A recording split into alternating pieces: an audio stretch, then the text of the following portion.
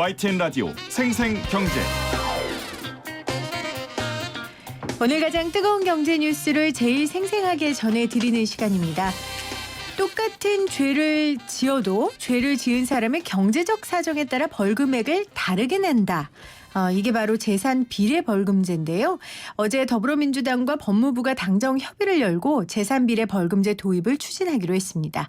환영하는 사람들도 있지만 우려의 시각도 만만치 않습니다. 최단비 변호사와 자세한 내용 알아볼게요. 변호사님 안녕하세요. 안녕하세요. 네, 변호사님 벌금 내본 적 있으세요? 벌금 과태료. 네, 속도 제한, 네, 과태료 내본 적 있습니다. 네, 저도 많이 냈습니다. 그래서 그 낸 만큼 신랑한테 욕도 많이 먹었고요. 자, 이런 소소한 벌금들에서부터 뭐 경제 사범이 저지른 벌금까지 아마 굉장히 클 것 같은데 일단 이 개념에 대해서 좀 설명을 해주셨으면 좋겠어요. 재산비례 벌금제 어떤 개념입니까? 이 재산비례 벌금제라고 하는 것은요. 우리가 지금 벌금을 받을 때에는 법원에서 벌금 100만 원 이렇게 하잖아요. 예를 네. 들자면 음주운전이면은 혈중 알코올 농도에 따라서 벌금 얼마, 이것을 총액 벌금제라고 하는데요. 이제는 그렇게 판단을 하지가 않고 법원에서 결정을 할 때에는 벌금 며칠 이렇게 날짜를 정하는 겁니다. 그리고 그 날짜에 곱해야 되는 벌금 액수는 각자의 경제 사정에 따라서 그 액수를 달리한다는 것이죠. 그래서 이번에 인사청문회 준비단에서 이제 예시를 보면은 만약에 소득 상위 1%가 있고 70%가 있어요. 똑같이 음주운전을 해서 70일의 벌금을 받아야 된다라고 하면 네. 법원에서는 70일의 벌금까지만 얘기를 하고요. 그 이후에는 돈이 많은 사람은 1일당 30만 원. 그러니까 네. 2,100만 원을 내야 되는 거죠, 결국은. 하지만 소득이 적은 사람은 1일 5만 원에서 350만 원만 내면 되는. 네. 그러니까 이것을 재산비례 벌금이라고 하고요. 그 전에 있었던 일수 벌금제랑 같은 내용입니다. 지금 말씀하신 인사청문회는 조국 법무부 네, 장관 맞습니다. 인사청문회 말씀하시는 거고요. 조국 법무부 장관이 계속해서 이런 제도를 주장했고 이게 문재인 대통령 또 대선 공약이기도 했었습니다. 그러니까 가난한 사람에게 10만 원과 부자의 10만 원은 가치가 다르기 때문에 이 총액 벌금제를 시행하는 건 형식적 평등이다. 정말 평등을 하자면 범죄를 저지른 사람의 재산 에 따라 벌금을 책정해야 한다. 이게 아마 재산비례 벌금제의 핵심인 개념 같습니다. 그런데 이 제도가 논의된 게 지금이 처음이 아니죠. 처음 논의된 것은요. 전두환 대통령 때부터예요. 1986년도부터 됐고요. 그 이후에 노태우 정부 때 1992년, 노무현 정부 때 2004년 계속해서 그랬군요. 도입이 됐었고 지난 국회 19대 국회에서도 발의했다가 다 폐기된 바가 있습니다. 폐기됐던 이유들은 과연 이 재산을 산정하는 기준을 어떻게 잡을 것인가. 중요하겠죠. 그리고 형평성의 논란을 어떻게 극복할 것인가 이런 것들 때문에 아직은 시기상조다라면서 매번 폐지됐던 제도입니다. 그러니까 재산을 어떻게 조사할 것인가인 거죠. 조사하고 어떻게 기준으로 기준을 삼아서 매길 것인가. 그리고 또 하나는 형평성은 아마 법 앞에 평등한 건데 네. 돈 많은 사람이라고 더 벌금을 많이 내는 게 헌법에서 말하는 이 형평성에 어긋나지 않냐. 아마 이 근본적인 논란, 근본적인 지적일 것 같은데 2013년도에 우리 황제노역이 사회적 논란이 네. 된 적이 있었잖아요. 이런 관점으로 보면 재산비례 벌금제를 도입해야 되는 거 아니에요? 근데 황제노역이랑은 좀 더 다릅니다. 이 황제노역 같은 경우에는 기본적으로 돈이 없는 사람이 노역을 대신하게 그렇죠. 돼요. 그렇기 네. 때문에 돈이 없는 사람에게 이것을 1일당 50만 원을 해서 노역을 하게 된다고 하면 그러면 결국은 돈이 없다고 해서 자유를 제한당하는 것이 아닌가라고 해서 이것의 일수를 정해놓은 것인데 네. 이게 결국은 벌금액이 높으면 높을수록 1일당 환산되는 벌금액이 많아지면서 황제노역이 나온 것이고요. 그렇다고 해서 벌금액이 많다고 해서 그 사람을 무작정 30일 이상씩 또 가둘 수는 없거든요. 그래서 이 부분은 조금 결을 달리하는 내용이라고 네, 저는 결이 생각이 다른. 됩니다. 네, 이미 다른 나라에서도 재산비례 벌금제를 시행하고 있다고 들었어요. 어느 국가들이 이런 걸 시행하고 있습니까? 현재 시행하고 있는 나라들은 독일, 오스트리아, 스위스, 프랑스 같은 나라들이 있는데 독일, 오스트리아, 스위스 같은 경우에는 이제 제대로 된 재산비례 벌금형을 시행 중에 있고요. 프랑스는 경범죄에 대해서만 그렇습니다. 그러니까 일부 범죄에 대해서만 재산비례 벌금제를 도입하고 있고요. 네. 영국이 1992년에 도입을 했는데 영국에서는 우리가 우려하는 재산조사에 어려움이 있고 그리고 법관이 형을 정하는데 이렇게 경제력을 고려하다 보니까 오히려 형을 정하는 것이 어렵다라고 해서 폐지가 됐습니다. 네. 또 미국 같은 경우에도 일부 주에서 시행이 되다가 폐지가 됐었고요. 그렇군요. 저도 이거 공부하면서 보니까 2013년도에 스웨덴 국적의 한 핀란드 사업가가 속도 위반으로 걸려서 우리 돈으로 약 1억 3,700만 네. 원을 벌금으로 문 적이 있고요. 2004년 노키아 부사장이었던 안시반 유키는 과속으로 2억 5천만 원을 냈다고 합니다. 이게 다 재산비를 벌금제에 네, 맞습니다. 의해서 이렇게 네. 설정이 된 거죠. 계속해서 지금 됐다가 폐지된 국가도 있고 아예 일본처럼 도입 논의는 있었지만 현실적으로 쉽지 않아 무산이 된 데도 있고 우리나라도 전두환 대통령 때부터 지금까지 논의만 하고 있다는 이유는 아까 우리가 이야기한 것처럼 여러 가지 쟁점들이 있기 때문이잖아요. 네. 변호사님은 어떻게 생각하세요? 일단 이것을 이 재산형 비례 벌금을 반대하는 쪽의 입장에서는 처음으로 법 원칙에 위반해서 반대한다는 견해도 있지만 말씀드린 것처럼 과연 이것을 제도를 제대로 시행을 하려면 준비를 제대로 해야 된다는 것이에요. 그래서 그렇죠. 이제까지 시기상조란 얘기들이 나온 것이었고요. 그 이유 중에 하나가 이 제도가 성공을 하려면 피고인의 재산 상태를 정확하게 파악을 할 수 있었어야 돼요.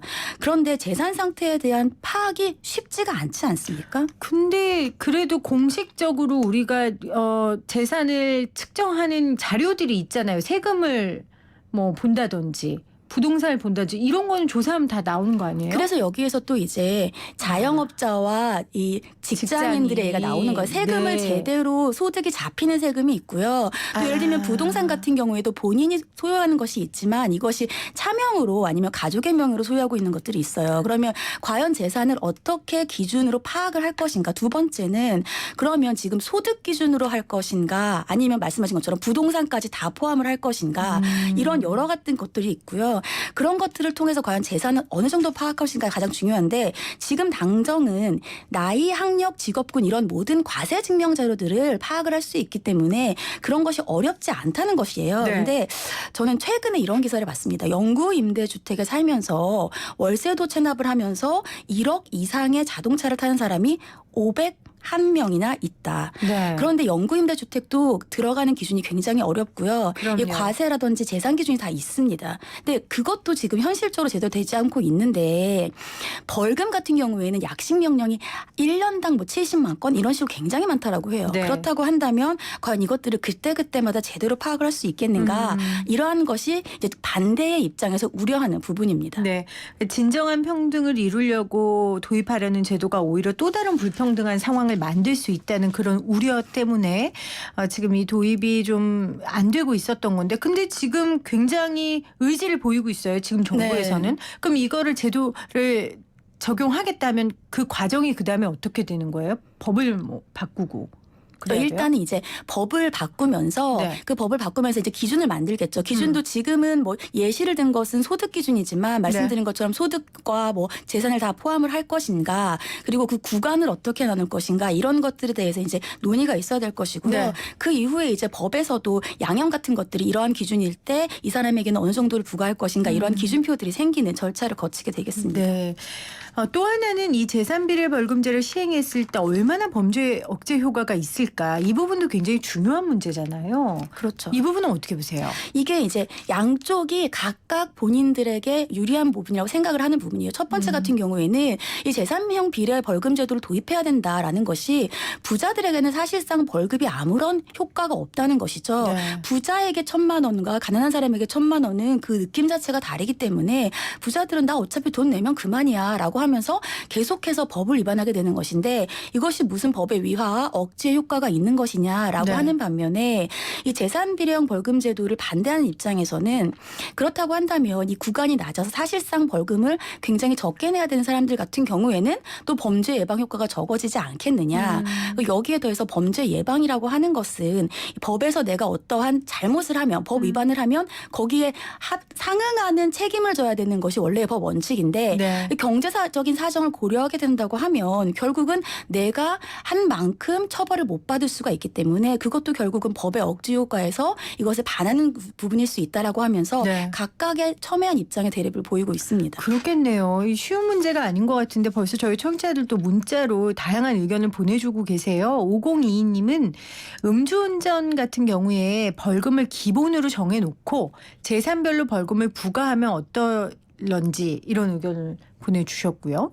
4867님은 벌금은 세금을 충당하기 위한 목적보다 죄에 합당한 개인의 노력을 벌칙으로 가하기 위함입니다.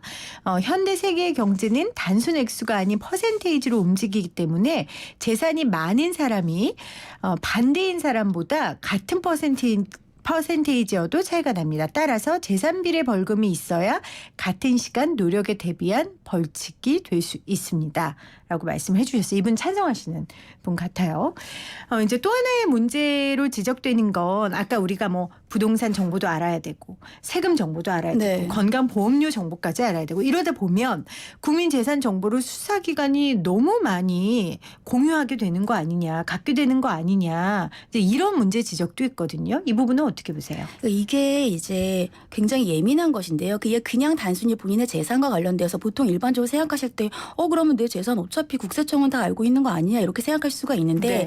재산이 굉장히 예민한 개인정보입니다. 그럼요. 그래서 우리 금융실명법에서도 네. 금융거래 내역을 다른 사람이 조회를 하려면 그 당사자의 동의가 없으면 원칙적으로 조회할 수가 없고 네. 법에서 정해져 있는 아주 예외적인 사유에서만 동의를 할 수가 있어요. 그리고 그것을 내가 봤다고 하는 것에 대해서 열람에 대해서 고지할 의무가 있고요. 근데 이런 것들을 예를 들면 벌금이 큰 벌금도 있지만 앞서서 말씀드린 작은 벌금이 있을 때마다 검찰청이 그것을 그때마다 파악하기가 어렵다라고 해서 일괄적으로 모든 국민들의 이러한 재산의 정보를 가지고 있다라고 하는 것은 네.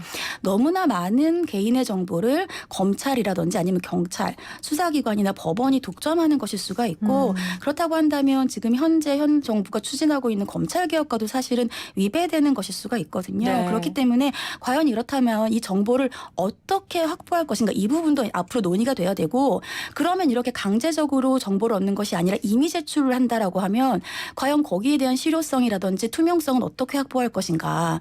그리고 또 하나의 문제가 재산은 항상 똑같지가 않습니다. 그렇죠. 재산이 많았다가 적었다가 많아졌다 적었다가 하는데 네. 만약에 내가 벌금을 많은 상태에서 납부를 했다가 갑자기 재산이 적어질 때 그러면 그때는 환급을 어떻게 할 것인가. 이런 여러 가지 문제점들이 향후에 확정돼야 되는 문제점들 중에 하나입니다. 네. 어제 이제 민주당과 법무부가 함께 이제 이런 문제들을 논의한 건데 지금 우리 변호사님이 정리해 주신 대로 여러 가지 쟁점들이 있어서요. 이 부분에 대한 충분한 논의와 그리고 보완 제도가 먼저 필요할 것 같아요. 네. 앞으로 어떻게 이 부분이 진행될 건지 지켜보도록 하겠습니다. 오늘 재산비례 벌금제 관련해서요. 최단비 변호사와 말씀 나눠봤습니다. 고맙습니다. 감사합니다.